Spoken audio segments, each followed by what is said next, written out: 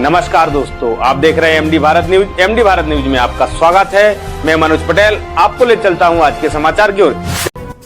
4 दिवसीय ओशो फेस्टिवल ध्यान शिविर का आयोजन दमोह के जबलपुर नाका स्थित राधिका पैलेस में ओशो फेस्टिवल ध्यान शिविर का प्रारंभ होने जा रहा है, जिसमें अतिथियों के द्वारा प्रथम दिन दीप प्रज्वलित कर शुभारंभ किया गया। ओशो ध्यान शिविर में देश के अनेक कोनों कोनों से ओशो प्रेमी पहुंच रहे हैं। यह कार्यक्रम 4 दिवसीय रहेगा। आयोजन समिति की ओर से रजनीश जैन से आग्रह करूंगा कि वो स्वामी आनंद एकांत जी का स्वागत करें। रजनीश जैन जी,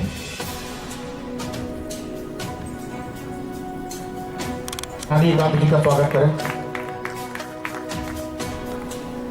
राजकुमार स्वामी जी,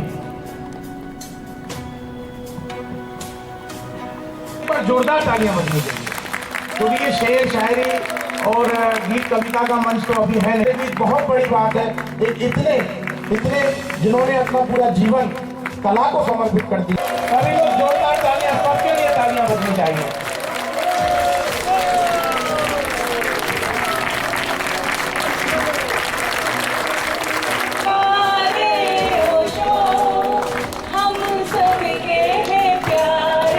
देखो, अब ऐसे ओशो जगत के ऐसे सन्यासी जो हैं वो हमारे बीच हैं। चाहते हैं एक बार जोरदार तालियां, इतनी दूर से बंबई से हमारे बीच आई हैं। हमारे बीच आरती माँ है।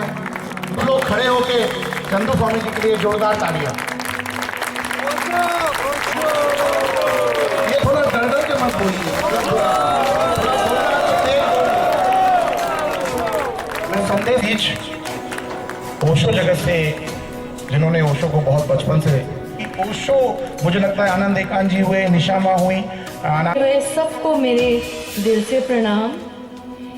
आज मैं हम सबको बधाई देती हूँ कि हम दूर कहीं सब अलग अलग जगहों से यहाँ पे उपस्थित हुए हैं। आप सबका दिल से स्वागत है। और अपने चंदू स्वामी का, दिग्विजय स्वामी का, महेंद्र स्वामी का, जितने स्वामी यहाँ पे बहुत माए काम करनी है, इतनी छोटी सी जगह पे, इतना विशाल लेवल पे ये कार्यक्रम रखना, तो मैं सिर्फ उनको सैल्यूट देती हूँ। और मेरी यात्रा बहुत ही छोटी है, बहुत ही अभी रिसेंटली शुरू हुई है। मगर ऐसा नहीं है ना कि कोई स्विमिंग सीखे तो थोड़े पानी में सीखे, सीधा बड़ी छलांग लगा सकते हैं। वैसा मैंने अनुभव किया है। 2 चीज़ें मैं जान पाई हूँ जब से मैंने ओशो जगत में प्रवेश किया या संन्यास लिया। स्वामी गोपाल भारती नांदेड़ में रहते हैं, कम्यून है छोटा सा, तो वहाँ पे मेरा संन्यास हुआ 2020 में। 2 चीज़ें मैंने सीखी। तब मैं जज थी, प्रिंसिपल जज थी मुंबई के कोर्ट में। और आपको पता है कि जज का क्या रुतबा रहता है, कितना एटीट्यूड रहता है, उसमें अहंकार रहता है, एक पोस्ट का अहंकार रहता है। ये सब जो भी रूटीन था, प्रोटोकॉल था, उसमें मैं जीवन व्यतीत कर रही थी। बहुत आनंदित थी। मुझे ऐसा लग रहा था मैंने कितना हासिल कर लिया, मैं प्रिंसिपल जज बन गई हूँ। अभी तो और मेरे 10 साल नौकरी के बाकी है और मैं प्रमोशन हो जाएगा, मैं तो सुप्रीम कोर्ट जाऊँगी, पता नहीं। मगर जब से मैंने ओशो जगत में प्रवेश किया, मुझे लगा ये सब तुच्छ है, इससे और कुछ आगे बहुत ज़्यादा कुछ महत्व का है जो मैं खो रही हूँ। और शुरू में हिम्मत नहीं हुई कि मैं ये नौकरी छोड़ दूँ। मुझे लगता है कि जब निर्णय लिया कि मैं ये नौकरी छोड़ देती हूँ, तो कितने सारे लोगों ने मुझे फ़ोन करके बोला पागलपन कर रहे हो, पागलपन कर रहे हो। मगर मैंने सुना है कहीं कि जो पागल होते हैं वही ओशो प्रेमी होते हैं।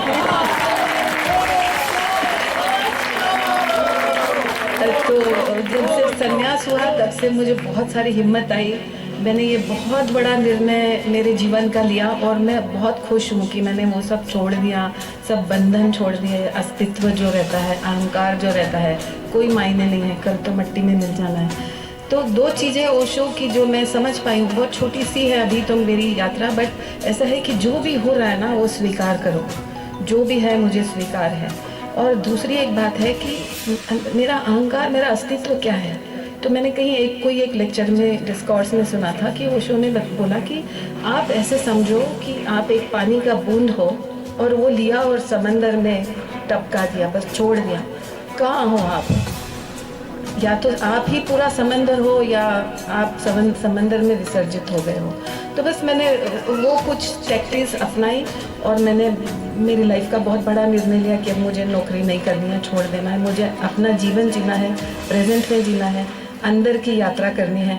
और देखो मैं बहुत कम समय में निशा माँ के बाजू में बैठी हूँ, तो ये भी मास्टर का आदेश है, ओशो की ही कृपा है कि आज मैं आपके सामने मंच पे बैठ के आपके साथ बात कर रही हूँ।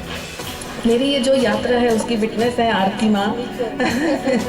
यहाँ पे बैठे हैं प्रशांत स्वामी और सुगंधा माँ नांदेड़ से आए हैं, मणिराज स्वामी पूना से आए हैं। ये सब विटनेस है मेरी यात्रा की। मैं उनको जानती हूँ कब से, जब से मैं जज थी। उनके सामने मैंने रेसिग्नेशन दिया और जो भी कुछ मैं आज हूँ, मैं सारा का सारा मेरे जीवन का जो आनंद है, जो आनंद मैं ले पाई हूँ, मैं सारा क्रेडिट ओशो को देती हूँ। ओशो वगैरह वगैरह। मगर ओशो की सबसे बड़ी विशेषता ये है, जो मेरा अनुभव है, कि जब आप सच में ना कहना चाहते हैं वो हाँ कहलवा लेते हैं। और ये बहुत बड़ी उपलब्धि है। और जिस काम से आप बचना चाहते हैं कि नहीं यार ये मेरे बस का नहीं है, आपको ठीक उसी काम में डाल देते हैं, क्योंकि वो काम आपकी चुनौती होता है। ओशो ने और कुछ नहीं किया, सिर्फ हमें चुनौतियां दी हैं एक के बाद एक।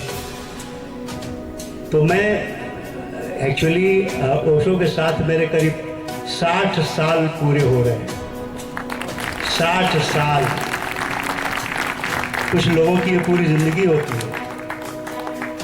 1964 में मैं पहली बार ओशो को मिला था। मैं थोड़ी सी अपनी घटनाएं शेयर करता हूं, आपको थोड़ा आनंद आएगा।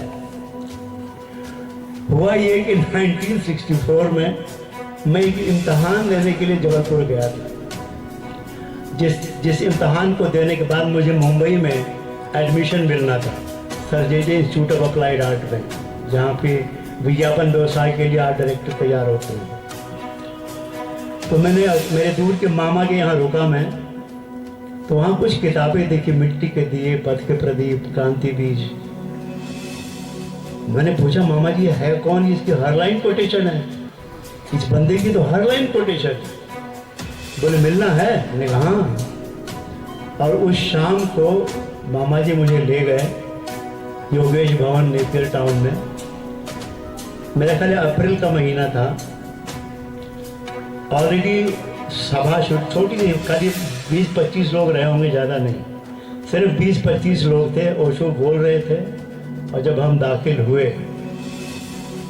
आज भी जब वो मैं सीन याद करता हूँ, बल्कि मैं जब भी जबलपुर जाता हूँ या जैसे आज एयरपोर्ट पे उतरा, वो सीन बिल्कुल फ्लैश होता है और मुझे आंसू निकल आते हैं कि मेरे गुरु से मेरी पहली मुलाकात कैसे हुई थी। और हुआ ये कि ओशो एक ज़ेन कहानी सुना रहे थे। मैं इसलिए बता रहा हूँ क्योंकि इस कहानी का एक रिश्ता है, आगे कंटिन्यूटी है, बहुत इंटरेस्टिंग।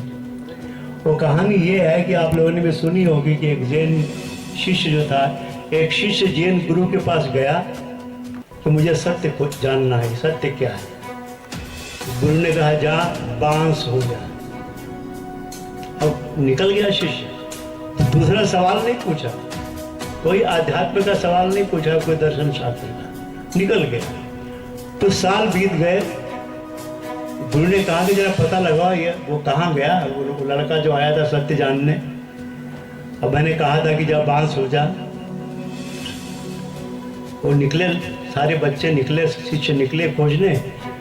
बांसों के जंगल में हवा चल रही थी, बांस झूम रहे थे। ओशो! तो मैं बहुत बहुत धन्यवाद करना चाहूंगा। यहाँ पर दिग्विजय स्वामी हैं।